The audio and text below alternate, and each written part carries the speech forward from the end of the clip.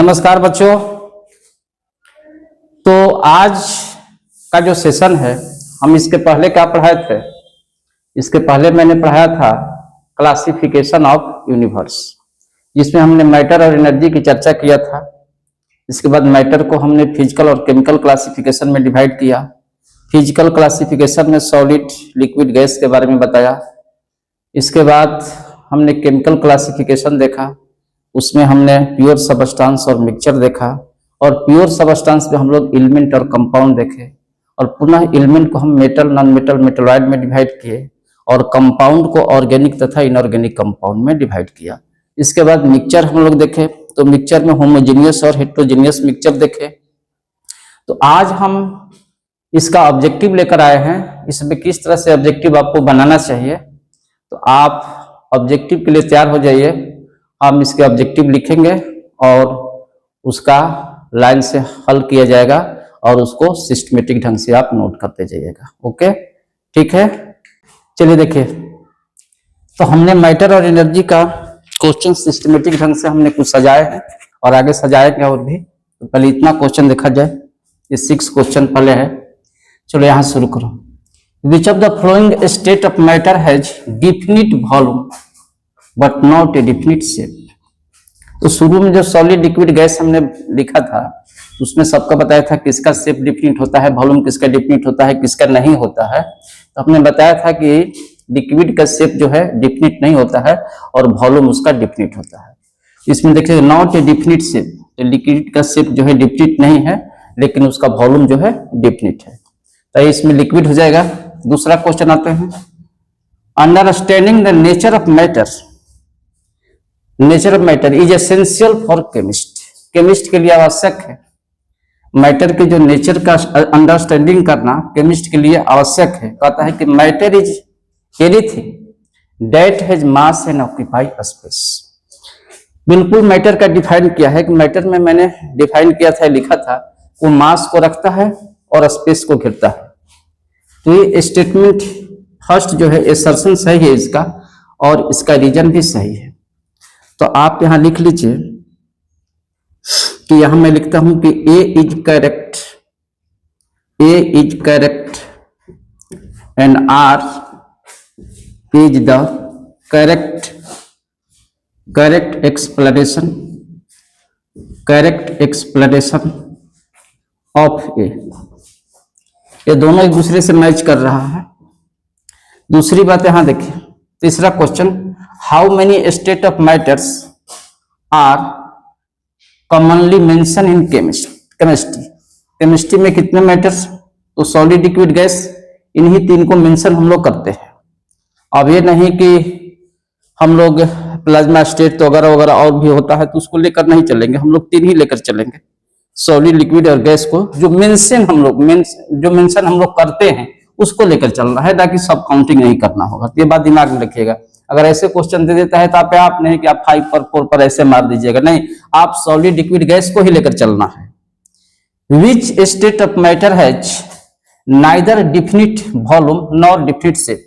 कौन सा ऐसा है स्टेट ऑफ मैटर जिसका वॉल्यूम तथा शेप दोनों डिफिनिट नहीं होता है? तो गैस है।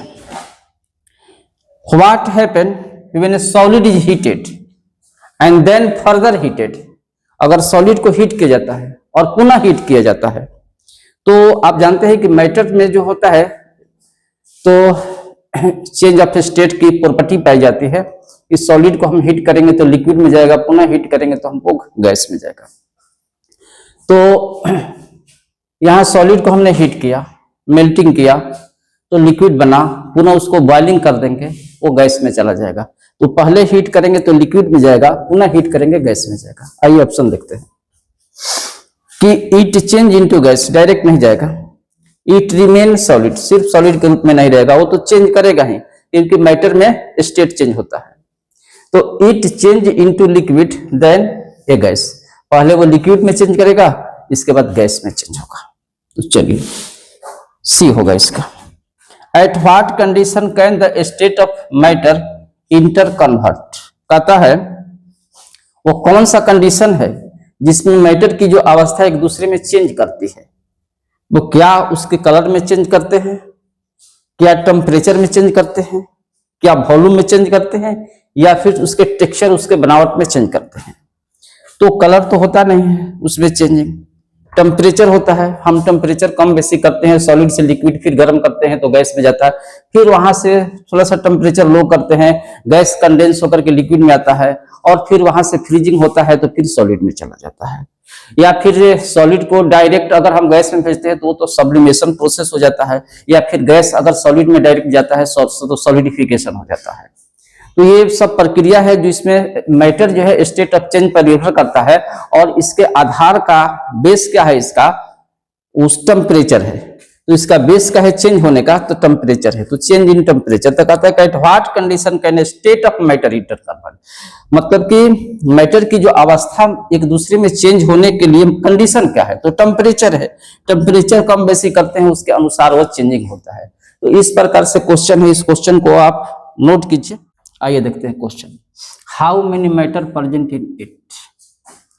इसमें जितना दिया हुआ है इसमें कितने मैटर है ये देखना होगा आपको। जैसे ब्रेन है, तो ब्रेन कहीं भी है तो अपना जगह घेरा है तो मैटर है। तो चलिए हम इसमें एक मैटर है ब्रेन लेते हैं, लव को मैटर में नहीं रखेंगे। हार्ट कहीं भी है तो अपना कोई स्पेस घेरा है, तो ये आपका है। इसके बाद रुपीज नोट्स कहीं भी रखेगा तो जगह घेरेगा, पेन भी जगह घेरेगा, रबर भी जगह कहेगा। फीलिंग नहीं है, महसूस कर रहे हैं, आयरन जगह घेरेगा, पेपर जगह घेरेगा। मन नहीं है, देखिए इसमें 1 2 3 4 5 6 7, इसमें 7 मैटर हैं। ब्रेन है, हार्ट है, रुपीज नोट्स, पेन है, रबर है, इसके बाद पेपर है और आयरन है। तो इसमें 7 मैटर है। तो इस तरीके से आपको सिलेक्ट करने के लिए दे देगा कि इसमें कितना मैटर है, तो इस तरह से आपको चुनना होगा। Which one is a kind of matter, इनमें से कौन मैटर का प्रकार है। तो लाइट को मैटर नहीं कह सकते हैं, साउंड को भी नहीं कह सकते हैं, हीट को नहीं कह सकते हैं, क्योंकि जो जगह घेरेगा और जिसका कुछ डिफिनिट मास होगा वही मैटर है। तो पेट्रोलियम को कह सकते हैं, तो पेट्रोलियम क्या है, मैटर है। आइए, विच of the following is a kind of manmade matter, आदमी द्वारा बनाया हुआ। तो मैनमेड कौन है भाई, कोल मैनमेड नहीं है, नेचुरल है।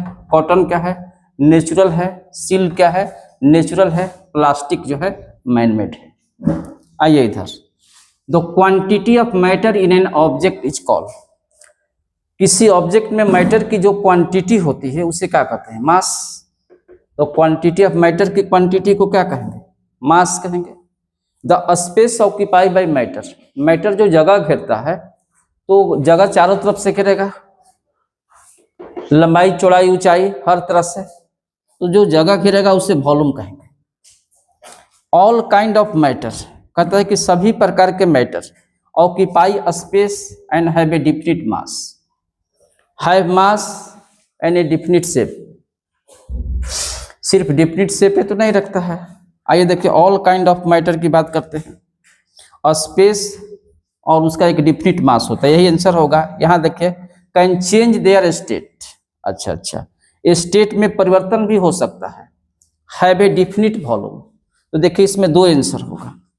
Occupy space and have a definite mass, ये स्पेस को घेरता है, ठीक है, और इसका मास भी डिफिनिट होगा, ये तो सही है, तो परिभाषा ही है। और इसके बाद मैटर में क्या होता है कि स्टेट में परिवर्तन होता है, जैसे सॉलिड लिक्विड में जाता है, लिक्विड गैस में जाता है, by heating, by temperature, change in temperature. तो कैन चेंज देयर स्टेट, तो ये भी आंसर होगा, ए और सी दोनों मार लीजिए। Select natural and manmade matter, इसमें कौन नेचुरल है और कौन मैनमेड है। तो देखिए इधर वुड है, तो वुड क्या है, वुड तो आप बना नहीं सकते हैं, तो ऐसा करते हैं कि हम यहाँ लिख देते हैं एन मतलब नेचुरल। प्लास्टिक को हम लिख देते हैं यहाँ पर एम है, मैनमेड है। सिल्क नेचुरल है, तो एन लिख दिए। एलोपैथिक एलोपैथिक मेडिसिन जो है इसको आप बना सकते हैं, तो मैनमेड है। डिटर्जेंट बना सकते हैं, तो ये मैनमेड है। कोल नहीं बना सकते हैं। वाटर, वाटर अच्छा इसको लिख लीजिए नेचुरल, नहीं बना सकते हैं तो नेचुरल। आइए इधर, वाटर नेचुरल है। इसके बाद कॉटन नेचुरल है। ग्लास तो बनाया जा सकता है, मैनमेड है। नायलॉन जितने पॉलीमर होते हैं वो बनाया जाता है, मैनमेड है। फ्रूट कैसे बना लीजिएगा, वो तो नेचुरल है।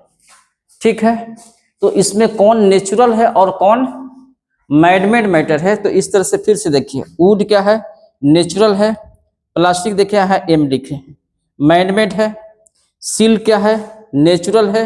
एलोपैथिक मेडिसिन मैनमेड है। डिटर्जेंट मैनमेड है। कोल क्या है? नेचुरल है। वाटर क्या है? नेचुरल है। कॉटन क्या है? नेचुरल क्या है। ग्लास क्या है? मैनमेड है। नायलॉन क्या है? मैनमेड है। फ्रूट क्या है? नेचुरल है। तो इस प्रकार से नोट कीजिए, फिर आगे मैं बढ़ रहा हूँ। आइए देखिए,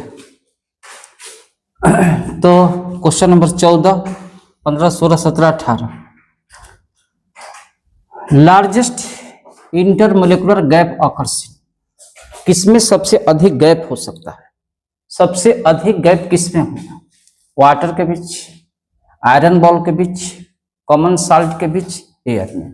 एयर में गैप ज्यादा होगा, तो सबसे ज्यादा गैप किसमें होगा? एयर में। When a substance is heated, it can undergo chemical change. अगर किसी पदार्थ को आप हीट करते हैं तो केमिकल चेंज भी तो हो सकता है, इसके स्टेट में परिवर्तन हो सकता है। Change in state, show expansion, expansion भी शो कर सकता है, फैल भी सकता है। तो मेरे कहने का मतलब है कि केमिकल चेंज भी होगा, स्टेट में भी चेंज हो सकता है, शो एक्सपेंशन, तो इसमें ऑल होगा। आइए, a kind of matter which can sublime, sublimation इसमें किस में सब्लिमेशन का एग्जांपल है? इसमें कौन सब्लिमेशन हो रहा है? तो आयोडीन का सब्लिमेशन होता है। सब्लिमेशन किसे कहेंगे? यहां लिख लीजिए, अगर सॉलिड जो है डायरेक्ट गैस में जाता है, सॉलिड जो है अगर गैस में जा रहा है तो उसे सब्लिमेशन कहते हैं, सब्लिमेशन कहते हैं, याद रखिएगा। और सब्लिमेशन का एग्जांपल लिख लीजिए, एक तो आयोडीन हो गया सॉलिड में, उसके बाद में लिख लीजिए ड्राई आइस, ड्राई आइस इसको कहते हैं सॉलिड कार्बन डाइऑक्साइड को। इसके बाद में अमोनियम क्लोराइड होगा, अमोनियम क्लोराइड। इसके बाद क्या हो सकता है? अमोनियम क्लोराइड हो जाएगा, कैम्फोर, सब याद रखिएगा, नेप्थलीन। तो ये सब किसके एग्जाम्पल है? सब्लिमेशन के। तो मैं यहाँ लिख रहा हूँ कि सॉलिड से गैस में जाता है, सब्लिमेशन होता है। Iodine, dry ice, solid carbon dioxide को कहते हैं, अमोनियम क्लोराइड, कैम्फोर और नेप्थलीन, कपूर को कहते हैं ये नेप्थलीन। ये सब सब्लिमेशन के एग्जाम्पल है, तो एक जगह याद रखिएगा। ये substance which can change it state on heating, कहता है को कौन सा पदार्थ जिसे गर्म करने पर स्टेट में अपना परिवर्तन करता है। लकड़ी को गर्म करने पर क्या चेंज होगा? ऑक्सीजन को, पेपर को, क्लॉथ को। तो इसमें एग्जांपल क्या हो सकता है? ऑक्सीजन। ऑक्सीजन को चेंज करेंगे तो होगा, ना वुड होगा, ना पेपर होगा, ना क्लॉथ होगा। How many species is an example of matter, इसमें कितने स्पीसीज जो है मैटर के एग्जांपल है? तो चलिए आइए, हीट तो नहीं है, हीट कर रहा है तो हीट से क्या पता चल रहा है क्या जगह है? साउंड भी नहीं है, एयर्स, एयर नहीं है, वाटर, वाटर, एयर हो सकता है, एयर, वाटर, वायर और सन।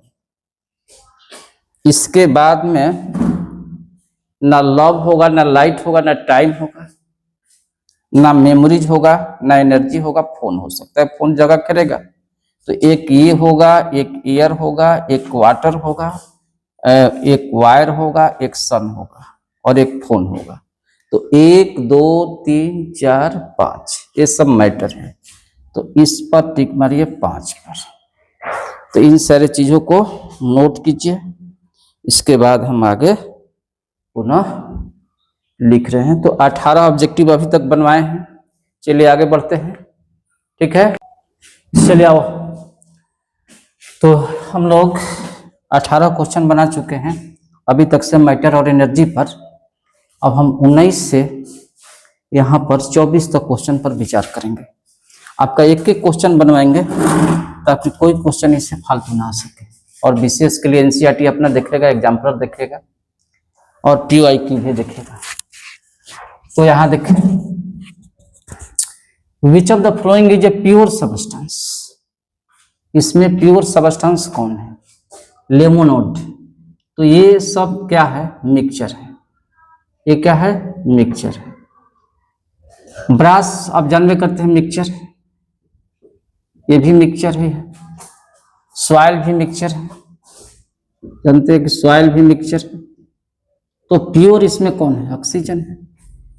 प्योर कौन है? Oxygen. Which of the flowing contain only one type of particles. एक ही प्रकार के पार्टिकल कौन रखता है? Distil water. डिस्टिल वाटर में सिर्फ H2O पाया जाता है, मिनरल नहीं होता इसमें। ब्रास क्या है? मिक्सचर है। नील क्या है? मिक्सचर है। एयर भी है मिक्सचर। तो वन टाइप ऑफ पार्टिकल सिर्फ क्या है? Distil water. याद रखिएगा, सिर्फ उसमें वाटर है। Which of the flowing parts are both element. Are both है, इसमें कौन? दोनों एलिमेंट है। तो एलिमेंट में कौन कौन होते हैं? यहाँ देखिए, ये कार्बन मोनोऑक्साइड है और ये नाइट्रिक ऑक्साइड है, NO है। तो ये दोनों क्या है? मोलेकुल ऑफ ए कंपाउंड है। ये देखिए दोनों क्या है? एटम ऑफ एन एलिमेंट है, किसी एलिमेंट के एटम है। यहाँ देखिए मोलेकुल ऑफ कंपाउंड है। तो ये देखिए एटम ऑफ एन एलिमेंट है, ये मोलेकुल ऑफ कंपाउंड है। ये क्या है? ये मोलेकुल सिर्फ है होमोएटॉमिक के रूप में। तो इसमें एलिमेंट कौन है? तो एलिमेंट में कौन कौन आता है? एलिमेंट में आता है एटम और मोलेकुल्स। तो दोनों होना चाहिए। तो ये तो कंपाउंड में भी आ जाएगा, ठीक है। इसको एलिमेंट में रख देंगे लेकिन ये तो कंपाउंड में आ जाएगा। इसको एलिमेंट में रख देंगे, कंपाउंड में आ जाएगा। और ये दोनों क्या है? ये दोनों कंपाउंड है, मोलेकुल ऑफ कंपाउंड है। तो एलिमेंट दोनों कौन है? ये है। ध्यान रखिएगा, एलिमेंट जब भी पूछता है एलिमेंट, तो एलिमेंट एटम भी होते हैं, मोलेकुल भी होते हैं। लेकिन अब प्रश्न ये उठता है कि अगर डिफरेंट डिफरेंट एटम मिलकर के मोलेकुल बना है तो उसे मोलेकुल ऑफ कंपाउंड कहेंगे। कंपाउंड का मोलेकुल है तो उसको हम लोग एलिमेंट के अंदर नहीं रखेंगे। हाँ, एक ही प्रकार के अगर एटम से मिलकर के बना हुआ है मोलेकुल तो उस मोलेकुल को एलिमेंट के अंदर रखेंगे। तो एलिमेंट के अंदर या तो प्योर कोई एटम है या एटम है एक ही प्रकार के हैं, तो वो भी तो प्योर ही है, जैसे O2 है, N2 है। देखिए ये एलिमेंट है लेकिन ये नहीं है, ये एलिमेंट है लेकिन ये नहीं। ये दोनों में से कोनो नहीं है, सिर्फ यही तो है। आइए इधर, और एलिमेंट और मोलेकुल्स पढ़िएगा थ्योरी में। अब वो क्लासिफिकेशन ऑफ यूनिवर्स में वहां लिखवाए हैं, तब इसको पुनः देखिएगा। कहता है choose the correct answer given below sulphur and carbon. तो सल्फर और कार्बन क्या है? नॉन मेटल है। सल्फर और कार्बन आपको नॉन मेटल में हम पूरा लिखवाए थे कौन कौन नॉन मेटल है। तो पीरियोडिक टेबल में एक जिगजैग पाथ है।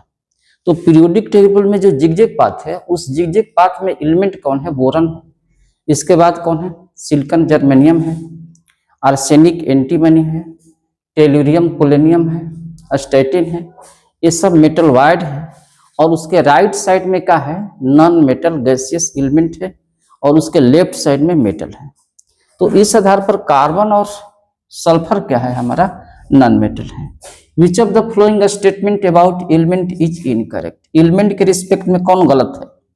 All elements are made up of atom. बिल्कुल, एटम का ही तो बना हुआ है। Element can be broken down into simple substance. क्या एलिमेंट को और तोड़ा जा सकता है?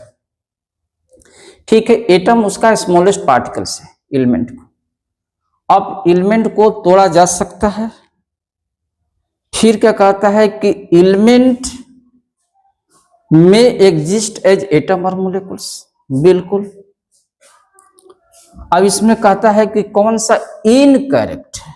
इनकरेक्ट पर पहले सुनो, एटम का बना होता है, बात सही है। एटम मोलेकुल का बना होता है, एग्जिस्ट करता है एटम और मोलेकुल, ये भी सही है, ये भी सही है। बच गया हमारे सामने कौन, डी। देखिए, each element is represented by a unique symbol, ये भी सही है। तो अब आप सोचिए कि element can be broken into simple substance, ठीक है, मानते हैं कि एलिमेंट में एटम आ सकते हैं, मोलेकुल हो सकते हैं, ठीक है। अगर आप मोलेकुल को आप तोड़ सकते हैं, मान लीजिए, तो मोलेकुल को भी हम मान लीजिए कि क्या तोड़ पाएंगे, मान लीजिए ओ है, ओ के रूप में तोड़ेंगे। एटम अगर कोई प्योर एटम के रूप में दे दे, कोई एटम कैल्शियम चाहे, तो उसको कैसे तोड़ सकते हैं। तो यही तो गलत दिखाई दे रहा है कि element can be broken down into simple substance, ये कथन गलत है, बाकी सब सही है। कहता है कि विच of the following is a compound, इनमें से कंपाउंड कौन है, बताइए। हाइड्रोजन गैस, ये तो एलिमेंट है। ऑक्सीजन गैस, एलिमेंट है, सिर्फ ऑक्सीजन है। कार्बन डाइऑक्साइड, देखिए इसमें कार्बन है और ऑक्सीजन, ऑक्सीजन के दो एटम है। इसको कह सकते हैं molecule of compound carbon dioxide in which one atom of carbon and two atom of oxygen is present. Therefore, different atom present in carbon dioxide. Now it is known as molecule of compounds. और nitrogen gas का है element, तो हमको टिक मारना है कौन compound है। Each of the flowing compound, तो कार्बन डाइऑक्साइड पर टिक मारना होगा। चलिए, इतनी बातें आप नोट की। चलिए आइए देखिए, तो इस पर क्वेश्चन देखे तो शायद उसमें हम 23 क्वेश्चन बनवाए हैं, नंबर देख लीजिएगा, हम 24 नंबर ऐसे दिए हैं, नंबर भुलाएंगे तो देख लीजिएगा। Atom of different kind combine to form molecule of, question पढ़ो क्या कहता है। एटम ऑफ डिफरेंट काइंड, विभिन्न प्रकार के atom combine to form molecule of का कंपाउंड। डिफरेंट प्रकार के एटम, जैसे मान लीजिए कि कार्बन और ऑक्सीजन डिफरेंट प्रकार के एटम है, कंबाइन किया तो ये बनाया मोलेकुल, किसका, कंपाउंड का मोलेकुल। तो ये atom of molecule of compound हो जाएगा।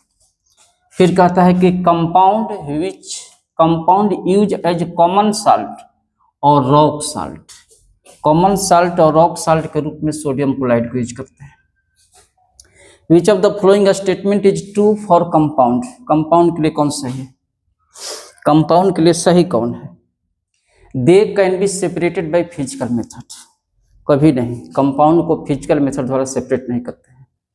दे are form by physical mixing of element, बिल्कुल नहीं। दे हैव वेरिएबल कंपोजिशन, कबो नहीं, फिक्स कंपोजिशन होता है, उसमें जितने भी कॉन्स्टिट्यूएंट एलिमेंट होते हैं लिखवाए हैं कि they are composed of elements in fix ratio. Compound के कॉन्स्टिट्यूएंट एलिमेंट होते हैं फिक्स रेशियो में होता है, तो यही इसका सही आंसर है, D. Find number of proton, electron, neutron in a molecule, इस मोलेकुल में देखें ये कार्बन मोनोऑक्साइड है, ठीक है। तो अब कार्बन मोनोऑक्साइड है तो इसमें कार्बन है और ऑक्सीजन, ठीक है। तो कार्बन और ऑक्सीजन अगर इसमें है तो कार्बन का, अगर हम प्रोटॉन की बात करते हैं तो कार्बन का 6 होता है, ऑक्सीजन का 8 होता है, तो 14 प्रोटॉन हो जाएगा। इसके बाद अगर इलेक्ट्रॉन की बात करेंगे तो इलेक्ट्रॉन भी उतना ही होगा, क्योंकि इस पर कोई चार्ज नहीं है। न्यूट्रॉन की बात करते हैं, न्यूट्रॉन की बात करते हैं तो कार्बन देखिए होता है 6 और 12 लेकर चलिए, 6 और 12, तो 12 में से 6 घटेगा, तो यहाँ लिख लीजिए 12 माइनस 6 प्लस ऑक्सीजन का देखिए 8 और 16, तो 16 माइनस 8 बराबर, ये 8 हो जाएगा, ये 6 हो जाएगा, 14 होगा। चलिए CH4 की बात करते हैं तो इसमें प्रोटॉन कितना हो जाएगा, 6 प्लस 1 एटम है, 4 से गुना कर दिए, 6 4 10, इलेक्ट्रॉन भी 10 से होगा। न्यूट्रॉन कितना होगा देख लीजिए, न्यूट्रॉन, अब समझिए न्यूट्रॉन की बात कैसे निकालेंगे। तो कार्बन 1 एटम है और 12 में 6 घटाएंगे तो 6, न्यूट्रॉन की बात करते हैं तो न्यूट्रॉन में क्या होगा, इसका 1 होता है, एटॉमिक मास 1 होता है, तो 1 होता है और यहाँ भी 1 होता है, इसका एटॉमिक नंबर भी। तो 1 में से 1 घटाएंगे तो हो जाएगा न्यूट्रॉन 0। तो 4 इंटू 0 कर दीजिए, चाहे 0 इंटू 4, तो ये 6 हो जाएगा। कैल्शियम कार्बोनेट की बात कर दीजिए, तो कैल्शियम में प्रोटॉन कितना हो जाएगा 20, कार्बन के लिए 6 हो जाएगा और ऑक्सीजन अतिरिक्त 24 हो जाएगा। तो जोड़ लीजिए कितना होगा, 20 दूनी 40, 40 चार 44, 44 से 6 50 हो गया। इलेक्ट्रॉन भी 50 हो जाएगा। अब न्यूट्रॉन की बात करते हैं, तो ये 20 और 40 डिफरेंस हो जाएगा 20, यहाँ 20 हो जाएगा। कार्बन 12, 6 का डिफरेंस 6 हो जाएगा। ऑक्सीजन की बात करते हैं, ऑक्सीजन होता है कितना 8 और 16, तो 16 में 60 घटाइए तो 8 और 8 गुने 3 कर दीजिए, 8 गुने 3 24, ये 24 और 20 और इसके बाद 6, तो 50 हो गया इसका भी।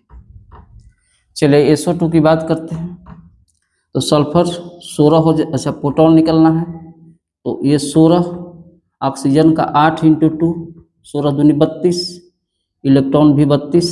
न्यूट्रॉन की बात करते हैं, न्यूट्रॉन कितना हो जाएगा, ये 16 और 32, 32 में से 16 घटाइए 16।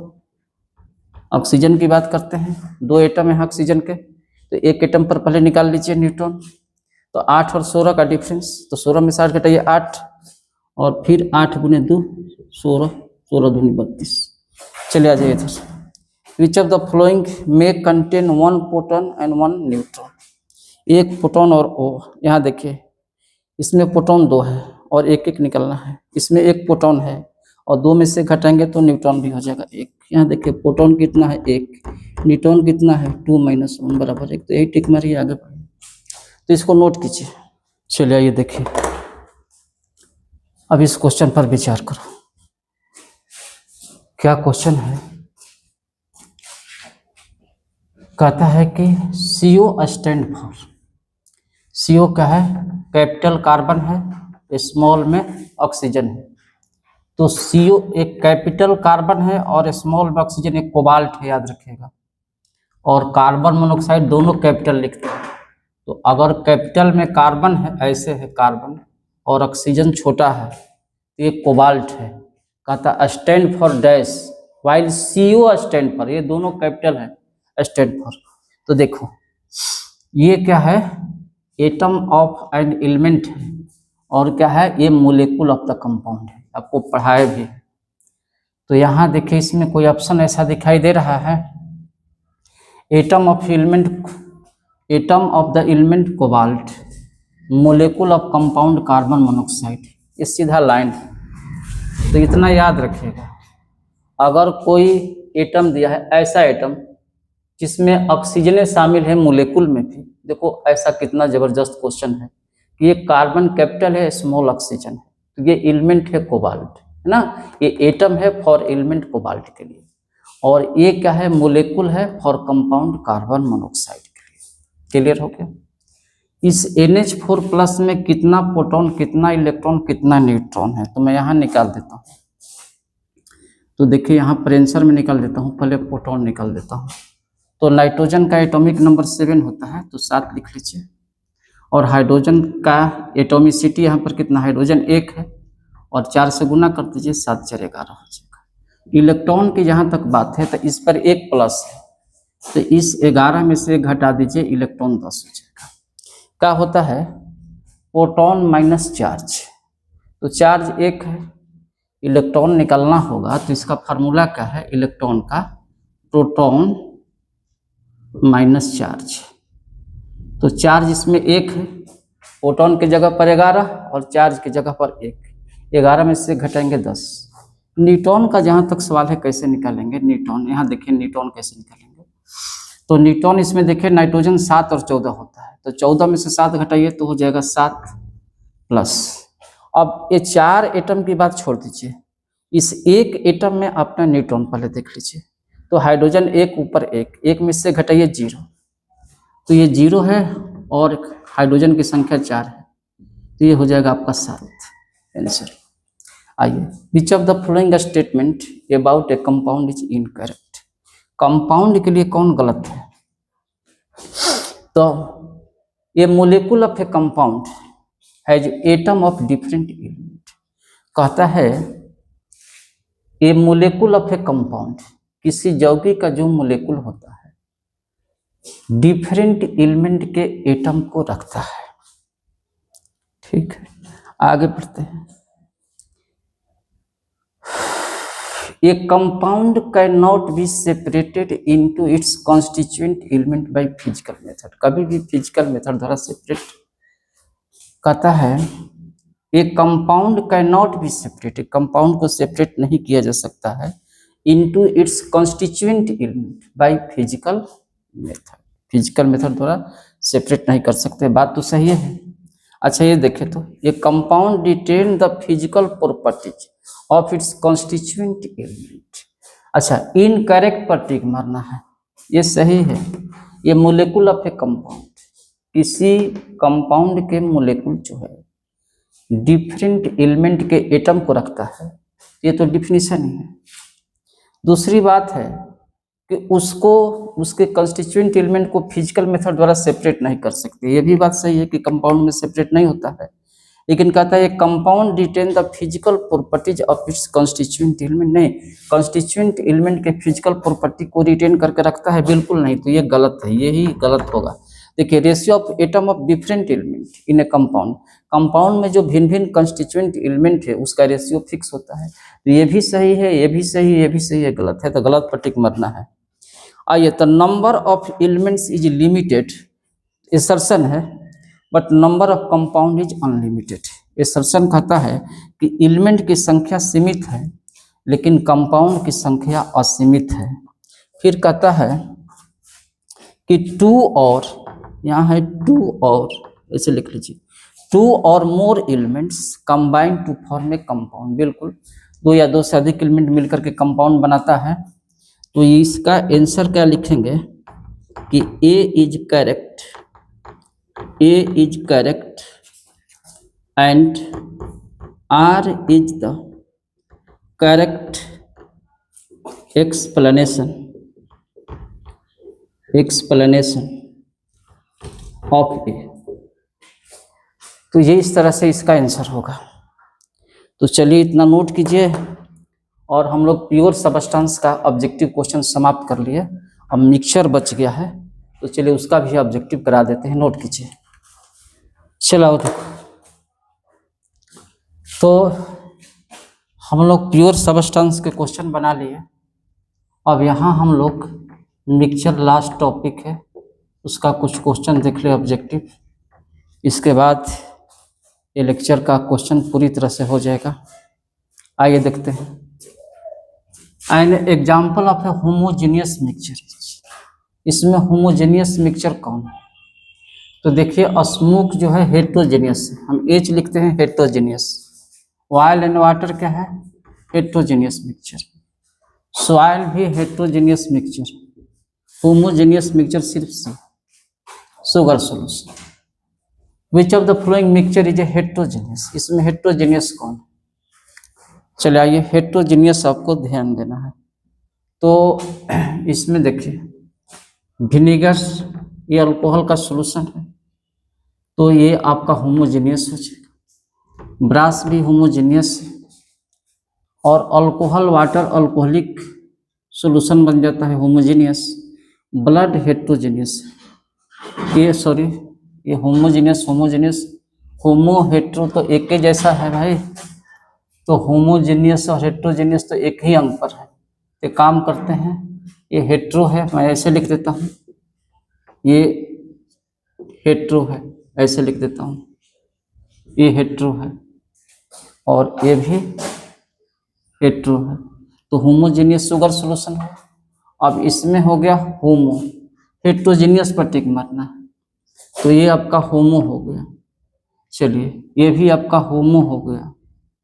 अब यहाँ भी होमो हो गया, तो हेट्रो कौन बच गया? ये हेट्रो ब्लड है, हेट्रोजेनियस है। Which property best distinguish A compound from a mixture, mixture से कंपाउंड को सही तरीके से आप कैसे अंतर कर सकते हैं? हमको कंपाउंड को अंतर करना है, ना कि मिक्सचर को कंपाउंड से अंतर करना है। हमें क्वेश्चन कहता है कंपाउंड को कैसे अंतर कर सकते हैं फ्रॉम ए मिक्सचर। तो कंपाउंड पर विचार कीजिए और मिक्सचर से सेपरेट कीजिए। यूनिफॉर्म अपीयरेंस, ठीक है, आगे बढ़ते हैं। सेपरेशन ऑफ फिजिकल मीनस, नहीं, अगर कंपाउंड को मिक्सचर से अलग करना चाहते हैं तो फिजिकल मीनस कैसे हो जाएगा? फिजिकल मीनस से तो हम मिक्सचर को कंपाउंड से अलग करते हैं। कंपाउंड को मिक्सचर से अलग करने के लिए फिक्स रेशियो ऑफ कंपोनेंट। अगर ये क्वेश्चन होता कि मिक्सचर फ्रॉम ए कंपाउंड तो ये हो जाता सेपरेशन बाय फिजिकल मीनस, लेकिन यहाँ क्वेश्चन है which property best distinguishes A compound from a mixture. Compound को मिक्सचर से अलग करना है, कंपाउंड को अलग करना है मिक्सचर से, तो सबसे अच्छा आंसर है फिक्स रेशियो ऑफ कंपोनेंट। ये आंसर होगा, ये नहीं होगा। ये आंसर तब होगा जब यहाँ मिक्सचर रहता है, यहाँ कंपाउंड रहता है। आइए देखिए, विच of the following is A correct match. इसमें सही मैच बताइए, करेक्ट कौन है? एयर क्या एलिमेंट है? एयर मिक्सचर है। एलिमेंट कैसे है भाई? एलिमेंट नहीं हो सकता, एलिमेंट तो प्योर सबस्टेंस है। साल्ट सॉल्यूशन क्या कंपाउंड है? साल्ट सॉल्यूशन तो क्या है? साल्ट सॉल्यूशन तो होमोजेनियस मिक्सचर है, लेकिन हमको करेक्ट देखना है ना। ग्रेफाइट एलिमेंट है, और एक और दिया है लास्ट में अमोनिया मिक्सचर है, नहीं अमोनिया भी मिक्सचर नहीं है, और ये साल्ट सॉल्यूशन भी कंपाउंड नहीं है, एयर भी एलिमेंट नहीं है, तो ग्रेफाइट तो एलिमेंट है, इसमें कार्बन है, कार्बन है तो एलिमेंट है। आगे आइए, air is always a homogeneous mixture. Actually में air is a homogeneous mixture, चलिए ठीक है, एयर होमोजेनियस मिक्सचर है, लेकिन कब है? ये air is a mixture of gases like N2 and O2। तो N2 और O2 ऐसे NCERT के किताब में भी दिया है कि N2 और O2 के मिक्सचर जो होता है होमोजेनियस मिक्सचर होता है। तो जब भी N2 O2 के मिक्सचर की बात करेगा तो होमोजेनियस मिक्सचर हो जाएगा। तो मैं यहाँ लिख रहा हूँ इसका आंसर कि A is correct, A is correct, correct and R is the correct explanation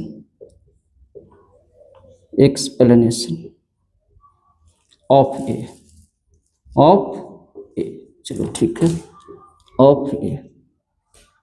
तो पहला सही है, A सही है, और R इसका एक्सप्लेन भी कर रहा है। तो इस प्रकार से आपका क्लासिफिकेशन ऑफ यूनिवर्स जो थ्योरी था, हमने जो एक सिस्टमेटिकली सजा दिया था, और सिस्टमेटिकली हमने ऑब्जेक्टिव को भी सजा दिया। इसमें 37 ऑब्जेक्टिव क्वेश्चन दिए हैं। इतना क्वेश्चन आपको देखना ही देखना है। इसके अलावा अगर आप क्वेश्चन देखना चाहते हैं तो सिर्फ PYQ देखिए, एग्जाम्पलर देखिए, और कुछ पढ़ने की ज़रूरत नहीं है, नोट्स पढ़िएगा, ये काफ़ी है। तो इस वीडियो को आप ज़्यादा से ज़्यादा शेयर कीजिए, उस विद्यार्थी के पास पहुँचाइए जो यहाँ के पढ़ाई के बारे में अच्छी तरह से नहीं जानता है। वो समझे यहाँ इस तरह से शिक्षा दी जाती है, और यहाँ पर हर तरह से तैयारी कराई जाती है, ऑफलाइन में भी और ऑनलाइन में भी तैयारी कराई जा रही है। तो इस तरीके से मेरा जो मिशन है आपके तक वीडियो पहुँचाना, और इस क्वालिटी वीडियो को देख करके ये पता कीजिए कि इस लेक्चर में कितनी ताकत है, जिससे कि आप अपने नीट के जर्नी को सफ़र कर सकते हैं कि नहीं। पढ़ाने वाले टीचर अनेकों हैं, आप कहीं भी पढ़ सकते हैं, आप आज़ाद हैं, लेकिन सही जगह पर कहाँ से पहुँच सकते हैं, कौन टीचर आपके लिए कितना मेहनत कर सकता है, इस पर आपको ध्यान देना होगा। आप ऑनलाइन करते हैं, अच्छी बात है, ऑफलाइन भी करना चाहिए। इसलिए करना चाहिए ताकि आपके जीवन में किसी चीज़ का अगर मिस्टेक हो तो वो पूरा हो सके। तो इसे शेयर कीजिए और उस हर विद्यार्थी के पास पहुंचाइए जो मजबूर है, जो लाचार है, वो नहीं पढ़ सकता है, किसी शहर में नहीं जा सकता है, तो घर बैठे पढ़ सकता है। उसके लिए मैं हर तरह से वीडियो प्रोवाइड कराते रहूँगा, और टोटल वीडियो मैं डालूँगा एक एक करके। तो आप इसको कमेंट जरूर, जितना ज़रूरत होगा कमेंट कीजिएगा, शेयर करना आपको अनिवार्य से, सब्सक्राइब कर दीजिएगा। ओके, तो आज की पढ़ाई बस इतना ही समाप्त की जाती है। ठीक है, इसको पढ़ लीजिएगा। ओके।